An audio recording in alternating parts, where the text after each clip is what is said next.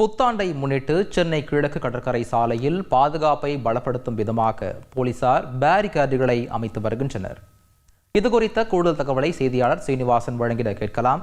சீனிவாசன் வணக்கம், விவரங்களை பதிவு பண்ணுங்க. சீனிவாசன் வணக்கம். அந்த சென்னை கிழக்கு கடற்கரை சாலை பகுதியில புத்தாண்டையை ஒட்டி திருவான்மியூர் முதல் அக்கறை வரையிலான நீலாங்கரை போலீசார் பேரிகார்டுகள் அமைத்து சாலையை பாதுகாப்பை ஏற்படுத்தி வருகின்றனர். அது மட்டுமின்றி புத்தாண்டு கொண்டாட ஒருவர் எண்ணிக்கை கிழக்கு கடற்கரை சாலை பகுதியில் அதிகமாக காணப்படும் என்பதால் போலீசார் பாதுகாப்பு பணியில் மும்முரமாக ஈடுபட்டு வருகின்றனர்.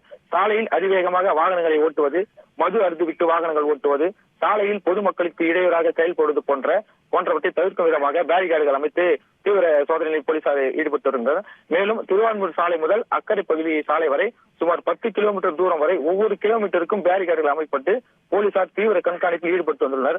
மேலும் ஈசிஆர் கடற்கரை சாலை பகுதிகளில் மது போதையில் குளிக்கச் செல்வது, கடற்கரையில் அமர்ந்து மது அருந்துவது, அதிக சத்தத்துடன் பானைகளை வைத்து நடனமாடுவது போன்றவற்றை தவிர்க்கும் விதமாக கடல் பகுதிகளில் இருந்து சுமார் 20 அடியில் நீளம் 300 மீட்டர் தூரத்திற்கு பொதுமக்கள் கடலில் இறங்காதவாறு கட்டைகள் அமைத்து வேலிகள் அமைக்கப்பட்டு வரும் பணியை தீவிரமாக தற்போது செய்து வருகின்றனர்.